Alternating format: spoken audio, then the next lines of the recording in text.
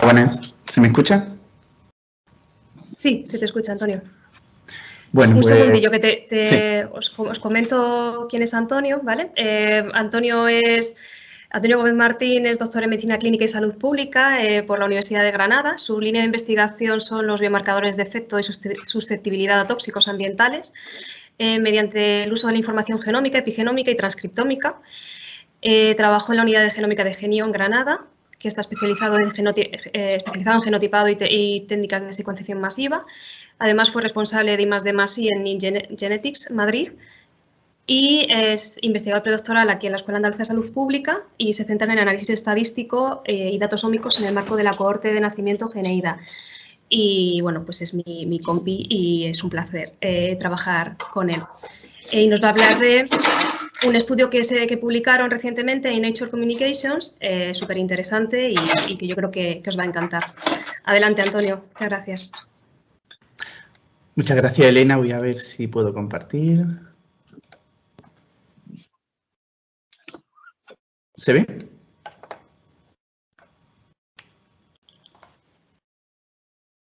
Aún no. Vale.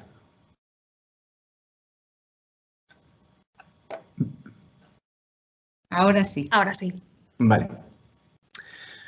Bueno, no he tenido la oportunidad de daros las gracias, pero muchas gracias a la organizadora de invitarme.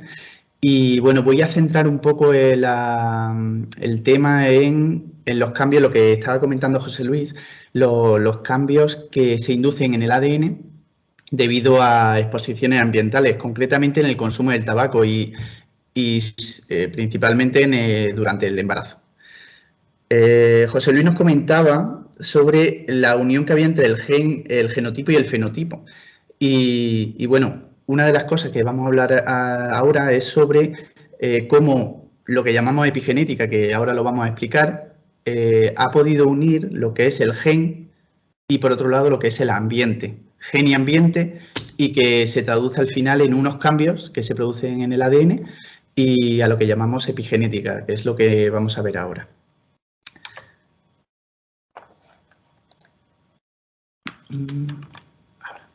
Seguro que habéis visto la serie de The Crown, pero puede que algún detalle no os habéis fijado.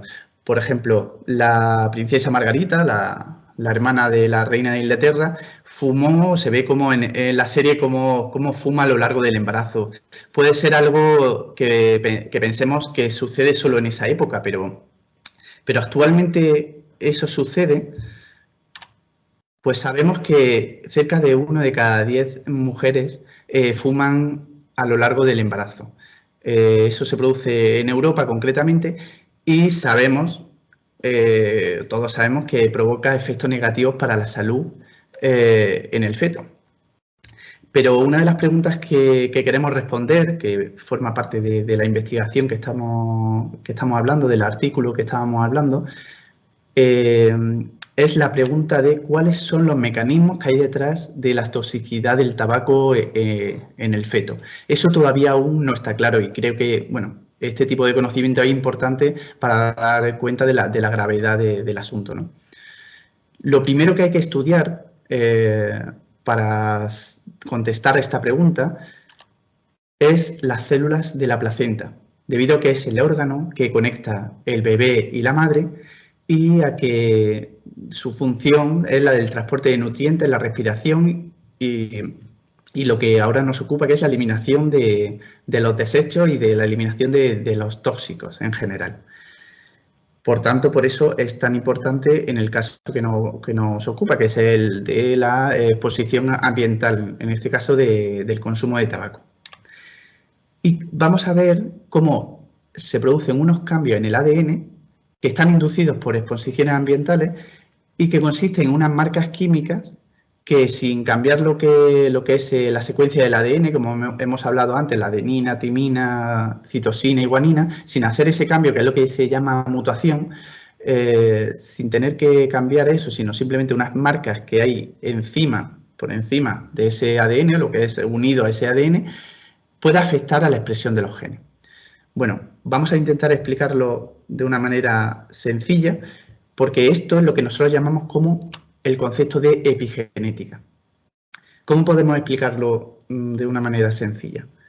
Imaginaros que el ADN, lo que es la carretera, el ADN es un mapa de carreteras. Como veis aquí, el ADN lo voy a representar como lo que es la carretera, ¿vale? Si hay algún cambio en la carretera, lo que es se ha roto algo de la carretera y que hay mecanismos que lo reparan, eso es una mutación, lo que es cambios en el ADN. Pero aquí no estamos hablando de los cambios en el ADN, sino cambios que hay encima del ADN, ¿no? Como algo que está por encima de esa secuencia.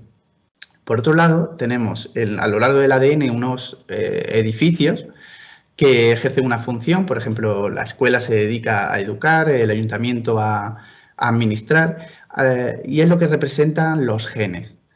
Y además hay coches que van de un lado para otro que van a representar el ARN mensajero.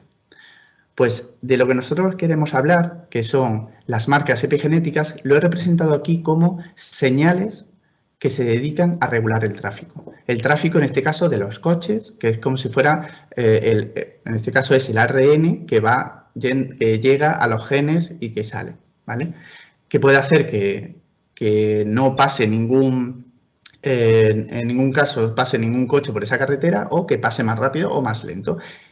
Estas marcas epigenéticas que hemos hablado, que son las señales de tráfico, es característico de cada célula. Conforman un patrón de marcas epigenéticas. Y cada célula, en este caso la célula de placenta, será ese patrón diferente a las células de la piel. Por tanto, todas las células de placenta deben de tener ese patrón de marcas epigenéticos para que al final se pueda ejercer esa función. Consiste el proyecto en el que estamos vinculados, Elena y yo, y uno de sus objetivos es el estudio de la epigenética de células de placenta y ver cómo se ven afectados por la exposición ambiental. Está liderado por la Escuela Andaluza de Salud Pública, que está aquí en Granada, y las muestras son recogidas en el Hospital de Poniente, que son mujeres que viven en Almería y que tienen unas características especiales por estar viviendo cerca de los invernaderos y, por tanto, cerca de una exposición media mayor que el resto. Por otro lado, las muestras son analizadas en el Centro de Genómica y Oncología de Granada y analizado por un grupo de la Universidad de Granada. En este artículo con el que vamos a hablar de los resultados, consiste en una colaboración de 7 proyectos y en el que han participado 5 países, entre ellos Estados Unidos, Canadá, Europa y Australia. Y consiste en un diseño en el que tenemos unas 1.500 embarazadas y es un diseño muy sencillo porque vamos a poder separar lo que son análisis de células de placenta de mujeres que han fumado a lo largo del embarazo, que sería el grupo de estudio, y por otro lado tenemos el grupo control, que consiste en el análisis de células de placenta que no han fumado a lo largo del embarazo. Por tanto, alguna diferencia que podamos ver en este patrón de marca epigenética podemos asociarlo a ese consumo de tabaco.